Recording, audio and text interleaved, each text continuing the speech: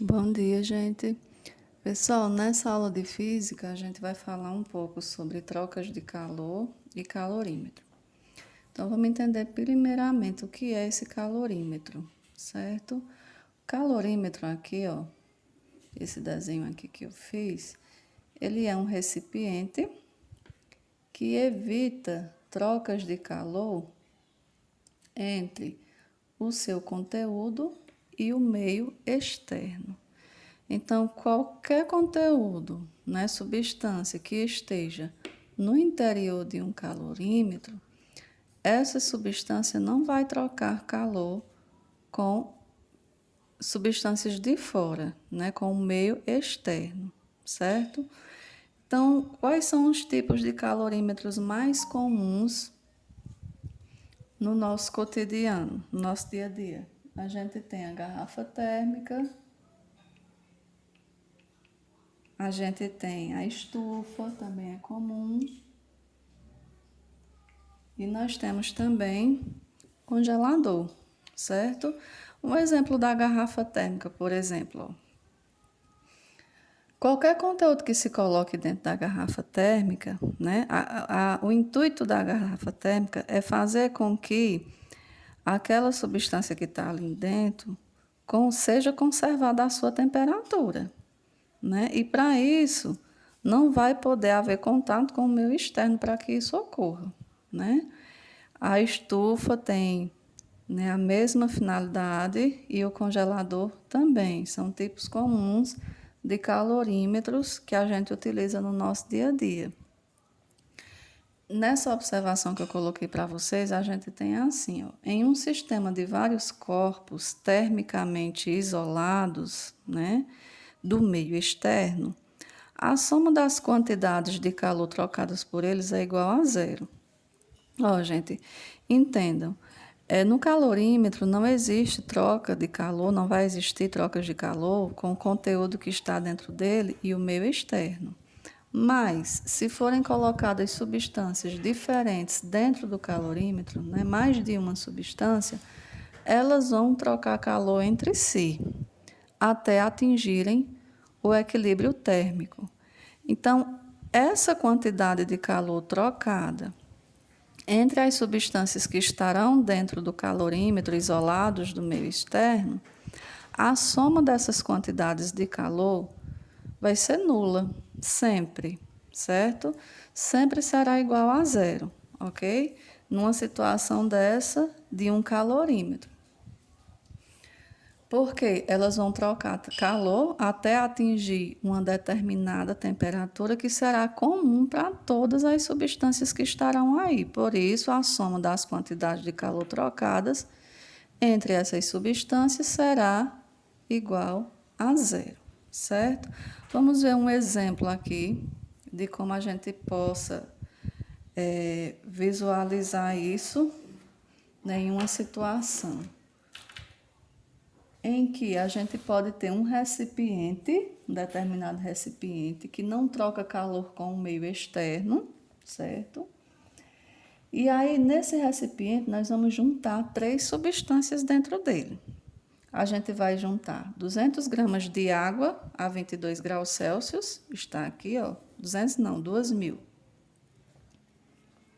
400 gramas de mercúrio a 60 graus Celsius e uma determinada massa, que não sabemos, de uma determinada substância, que também não está sendo citada, que vai estar a 42 graus Celsius. Temos aqui também o calor específico de cada uma dessas substâncias. Do mercúrio, que é Hg, ó, calor específico Hg, calor específico do mercúrio, está aqui o valor. Calor específico da substância desconhecida está aqui. E o calor específico da água, 1 grama, 1 caloria por grama grau Celsius. Então, para a gente, o que a gente quer com esse questionamento? A gente quer saber, temos também aqui a temperatura final depois dessas 3 substâncias entrarem em contato, elas vão trocar calor e no final elas vão atingir um equilíbrio térmico, chegando todas a uma temperatura de 24 graus Celsius, certo? Essa vai ser a temperatura final desse nosso sistema. Então, o que nós queremos saber é a massa dessa substância, né? A gente quer encontrar o valor da massa. Para isso, a gente vai utilizar a equação fundamental da calorimetria, né? A equação fundamental da calorimetria. Q, quantidade de calor, igual a M, que é a massa da substância, vezes o calor específico, vezes a variação da temperatura. Lembrando que a soma dessas três substâncias vai ser igual a zero, nós vamos somar as quantidades de calor aqui das três e vamos igualar a zero, né? Fazendo igual as orientações que estão sendo dadas na nossa observação aqui. Então, quem vai ser a quantidade de calor da água? Vai ser a massa da água, vezes o calor específico, vezes a variação da sua temperatura. Então, vamos fazer aqui, ó. Quantidade de calor da água. Vamos lá, quem é a massa da água? Né? A massa da água, nós tínhamos feito as anotações ali, 2.000 gramas. Então, 2.000 vezes o calor específico da água, é 1, né? Vezes a variação de temperatura, é a temperatura final menos a inicial. A temperatura final não é 24? E a temperatura inicial da água? 22. 24 menos 22, 2 graus Celsius. Pronto. Agora vamos para a quantidade de calor do mercúrio, né? Massa do mercúrio, 400 gramas. Vezes calor específico do mercúrio, tá aqui, ó, 0,033. Vezes a variação de temperatura, temperatura final, 24, menos a temperatura inicial do mercúrio, 60. 24 menos 60. Ó. Veja que a temperatura final aqui é menor do que a inicial. Então, quando subtrairmos, aí o resultado vai ser negativo. 24 menos 60 vai dar menos 36. Então, nós vamos ter aqui um resultado negativo, menos 36, certo? Mas, agora a gente vai para outra substância desconhecida, que nós não sabemos qual é a massa. Nós não temos, então a gente chama de M mesmo. O calor específico para essa substância é 0, tá aqui, ó, 0,113. E a variação de temperatura, temperatura final 24, menos a inicial, que é 42. Aqui é o mesmo caso do mercúrio, né? 24 menos 42.